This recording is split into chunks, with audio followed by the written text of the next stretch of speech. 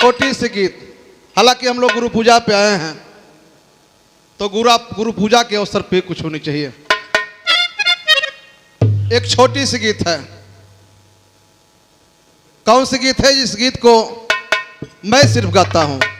कौन सी गीत है? क्या हाल पूछा उनसे, अब तो तू बुझी गोइल वो कुछ।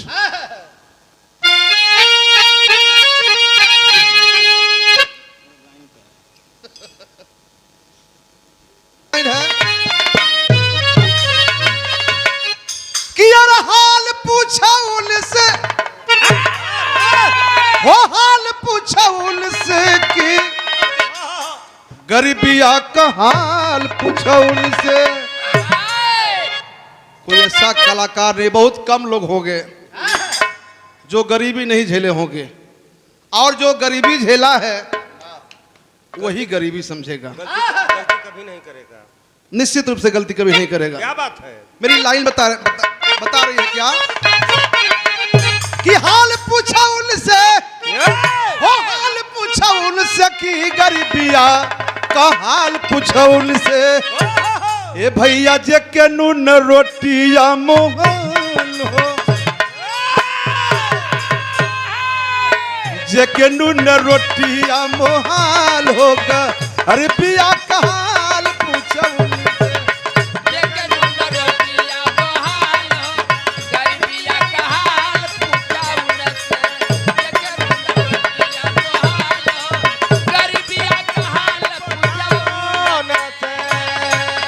प्यार के पंखुड़ियों से सजा हुआ सुसज्जित हार के साथ साथ माला के द्वारा सादर कई सौ रुपयों का पुरस्कार प्रदान किया गया। घोसी विधानसभा के पूर्व प्रत्याशी, समाजवादी पार्टी के नेता, हम सबके आदरणीय, हम सबके गार्जियन विजय यादव जी, पूर्व जिला पंचायत सदस्य के द्वारा प्रदान किया गया। बहुत बहुत प्रणाम है, स्वागत है, वंदन अभिनंदन है। एक लाइनों माउरी गोले हैं, क्या गोले हैं? दिल भर सिर पर मटरी ढोई, दिल भर सिर पर मटरी ढोई, खाके यादी रोटिया सोई हो, गरीबिया का हाल पूछो। ऐसा हो गरीबिया का हाल पूछो उनसे। मिले नहीं सपनों में दाल हो, मिले नहीं सपनों में दाल होगा, गरीबिया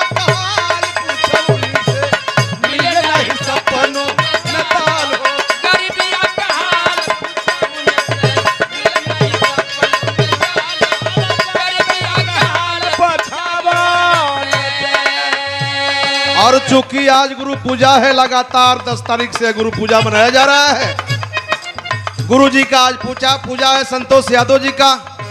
हम भी बनारस से चल करके दौड़ते हुए भागते हुए मैं सोचा गुरु जी के पूजा में सम्मिलित हो जाऊं। लेट हो गया, लेकिन आप सबके श्री चरणों का दर्शन हो गया। प्रमाण है, मैं बता रहा हूं आपको। आखिर कौन सा प्रमाण है? पुराण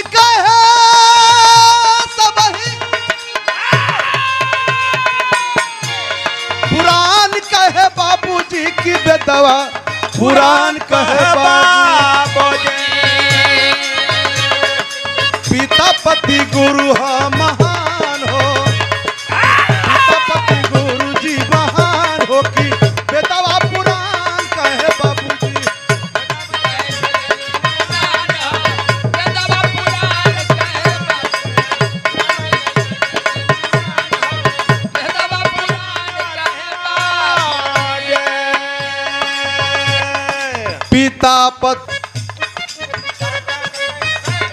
और पुनः इस शिष्य को आशीर्वाद प्रदान किया गया हमारे गुरु और पूरे बिरहा जगत के गुरु।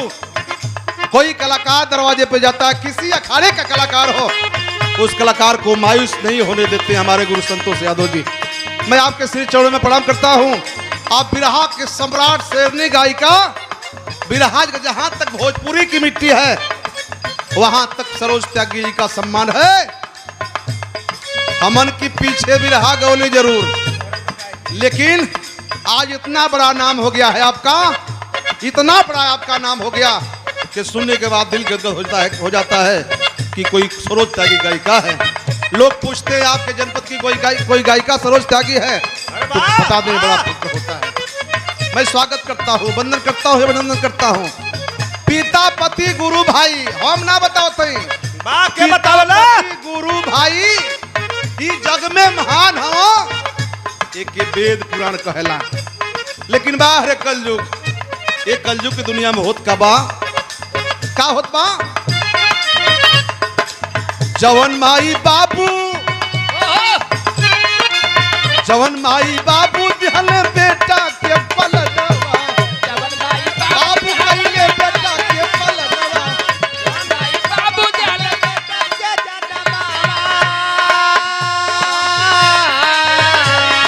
आज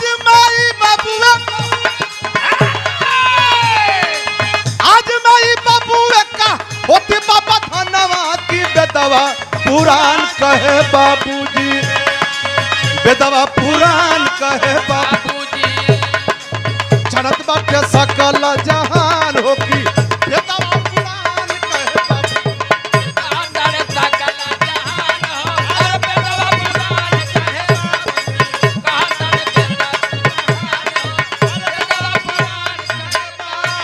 और मैं ज्यादा समय नहीं लूंगा क्योंकि मैं जानता हूं कलाकारों की लंबी लाइनें हैं, ज्यादा समय नहीं लूंगा।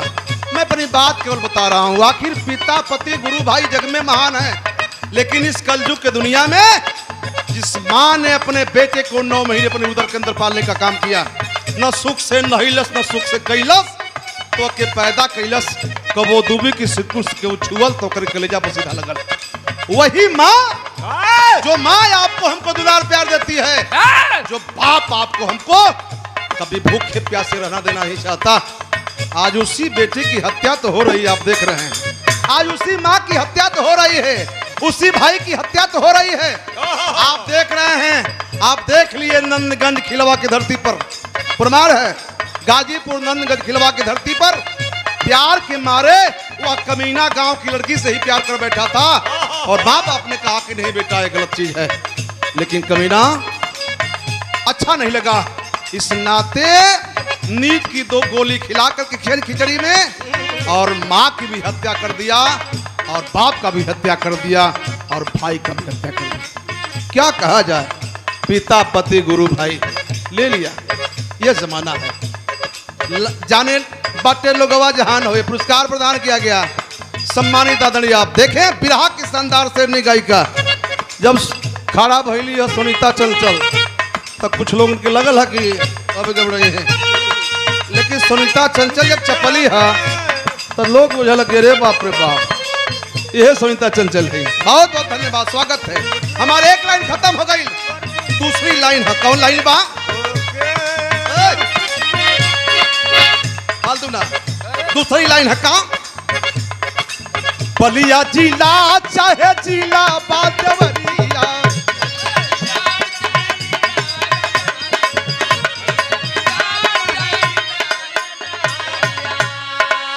बलिया जिला चाहे जिला बादवरिया, मर्दा का मूड़ी कटलस, मर्दा का मूड़ी कटलस, मेरठ की सहारिया की बेदवा पुराण कहे बाबूजी, बेदवा पुराण कहे बाबूजी, बेदवा पुराण कहे। कहाँ छुपी गईला भगवान हो, कहाँ छुपी गईला भगवान हो की अरे बेदवा पुराण कहे बाबूजी, कहाँ छुपी गईला भगवान हो, अरे बेदवा पुराण कहे बाबूजी। हे दुनिया का मालिक, हे भगवान भोलेनाथ, हे कन्हैया जी के भगवान कही जा। इस धरती पे आप देवरिया देख लीजिए चाहे बलिया देख लीजिए, देवरिया में मूड़ी काट के बूटी बूटी करके और टैची में भर गए, तो यही बलिया में पति की हत्या करके बिगी गई लाश, तो मेरठ की धरती पे आप देखते हैं क्या हो रहा है, क्या हो गया इस धरती के लोगों को। अब क्या होगा, पहले हमने का दहेज खाती मेहरारू के मुआवल जा, और मेहरारू से डर लगत थी, अब मेहरारू ड्रामा में भरत थी। क्या होगा इस धरती का। तो कहाँ छुपल बाटा भगवान हो की बेतवा पुराण, कहाँ छुपल बाटा भगवान, अरे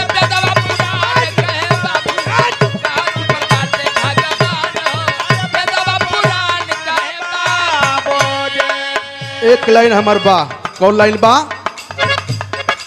देशवा में लाग गई जिस देश को सजाने के लिए बोधिसत्व बाबा साहब डॉक्टर बी.आर. अम्बेडकर ने रात दिन एक कर दिया।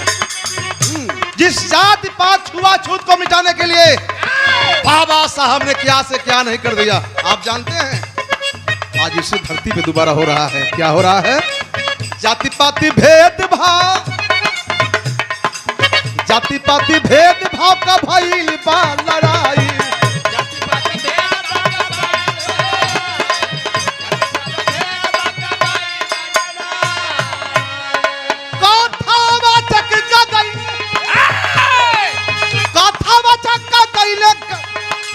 चटिया कटाइल की बेदवा पुराण, बेदवा पुराण कहे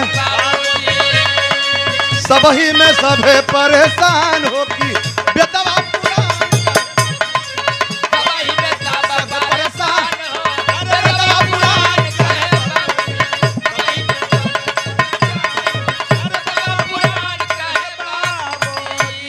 बता तो रहा हूं।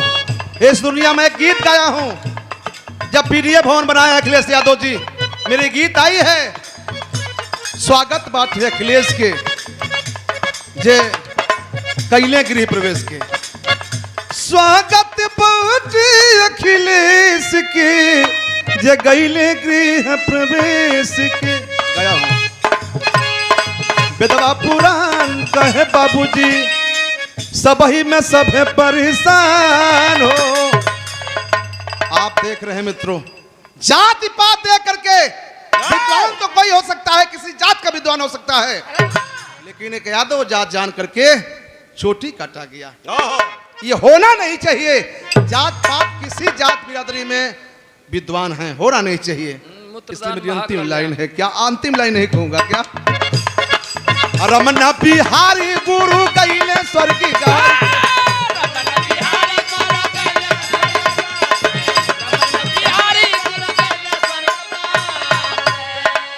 विपिन सुरंदर याद, विपिन सुरंदर कहे सिरावा झुकाई के बेतवा पुराण कहे बाबूजी, बेतवा पुराण कहे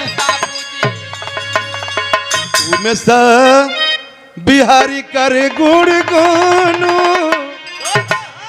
उमे सा कहे लग गुण गानो, अरे बेदवा पुराण कहे बा।